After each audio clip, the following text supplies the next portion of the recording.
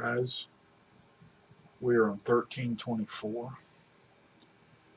and I just want you to know that students very often read this problem and they go, wow, this is an accounting problem. And believe me, it is. There's no doubt about it. There's a lot of wording and there's a whole lot of numbers. What I want you to do is I want you to go through this with me.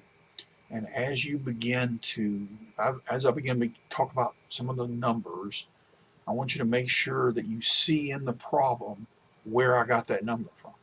In other words, just pause the video and make sure that you keep up with where the numbers are coming from. And as long as you do that, then I'll kind of talk you through the theory behind this and the sort of the concepts that they're trying to emphasize here. If you'll look at this problem first by looking at the requirement for the problem. So what is required in A? It says here, calculate the total manufacturing cost and the cost per unit of the windows produced during the month of July. Okay?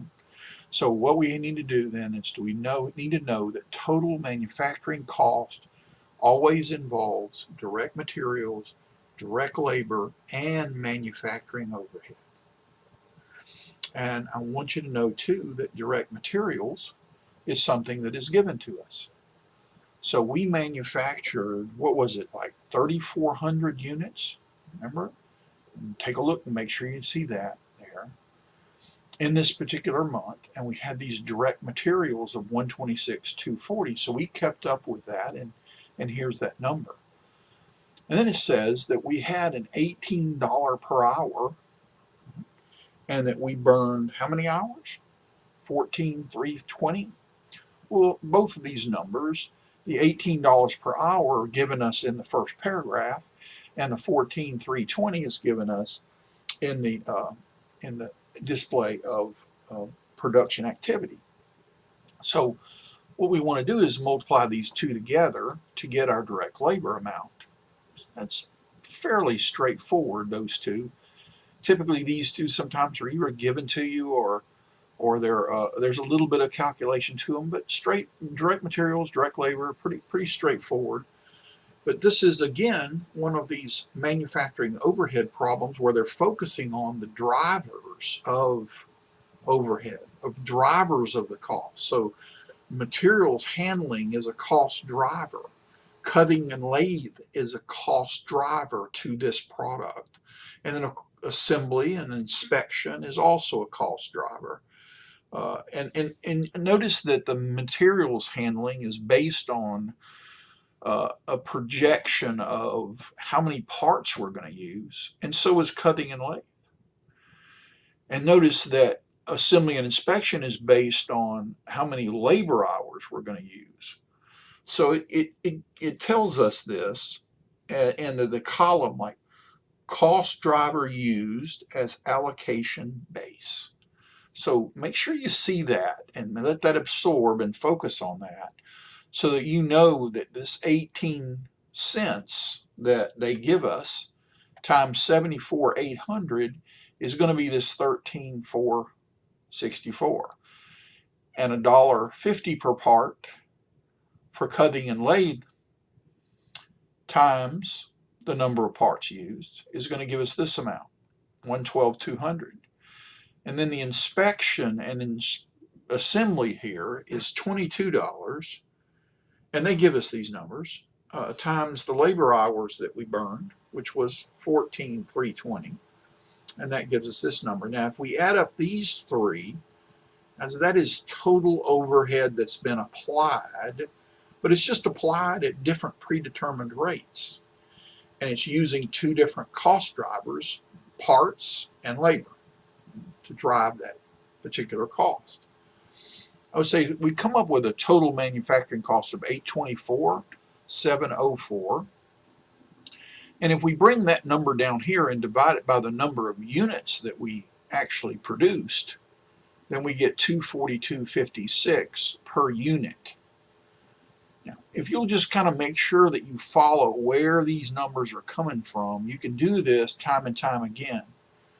But B, will then ask us to assume that Woodland Industries applies manufacturing overhead based on one applied overhead rate instead of three different ones here, like there are in the first A.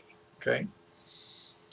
And they tell you, look, the total budgeting overhead is $6,500,000. Now, if you were to, I just want to let you know that if you were to go and add up the budgeted costs for 2019, and that's the 225,000, the 1,875,000, and the 4,400,000, then you're going to get this 6,500 total budget overhead.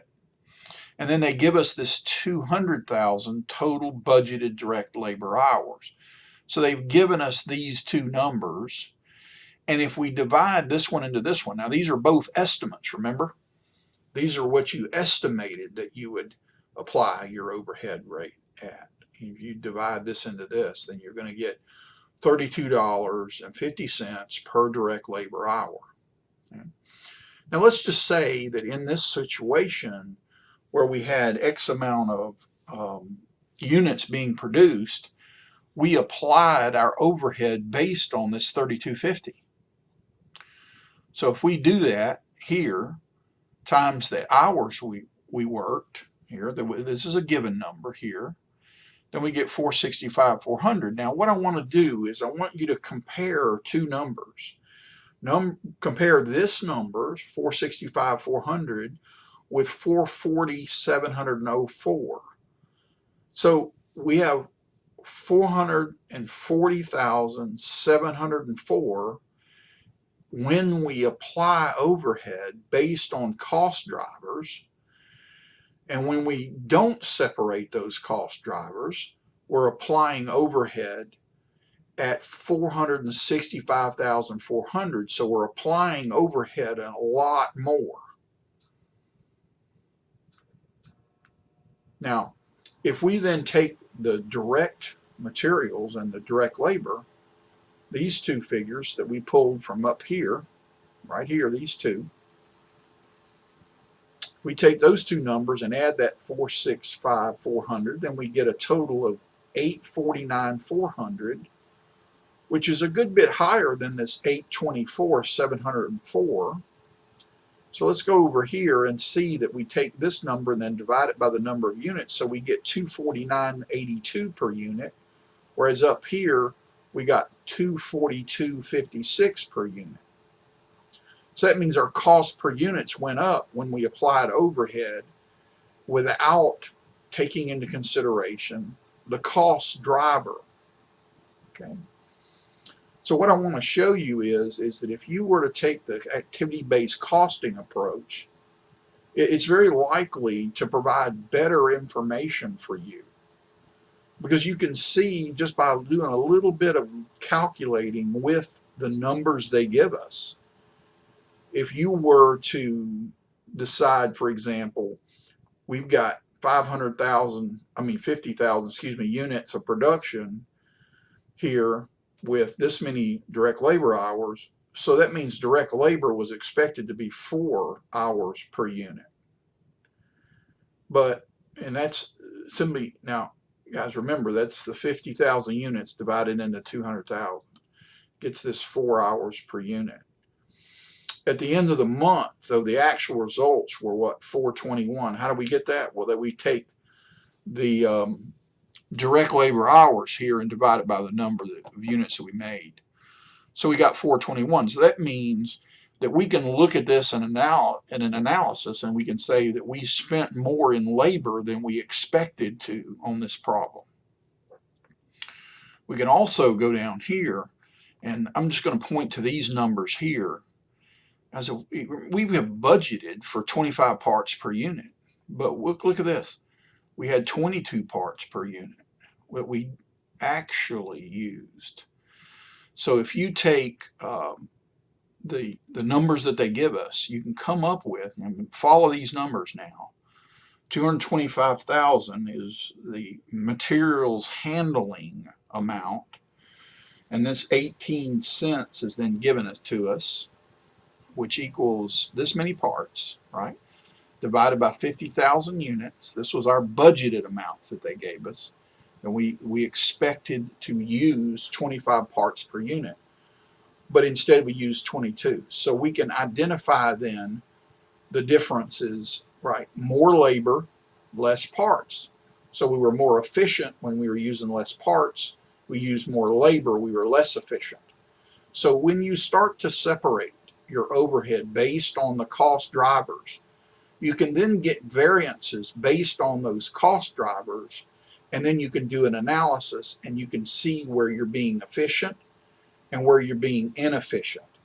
So this is important in this problem, in that we don't go far enough, like with the MBA program class.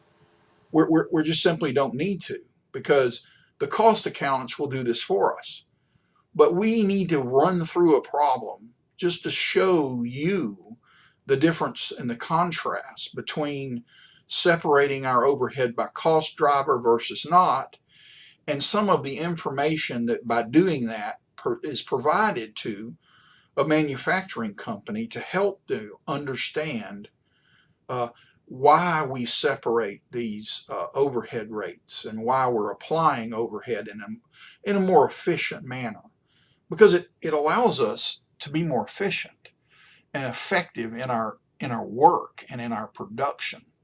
So that's what this is all about, guys. I hope I didn't stumble too much through all these numbers, but just follow me again if you have to, and just look and make sure you know where all these numbers came from, and then just keep doing this as best you can.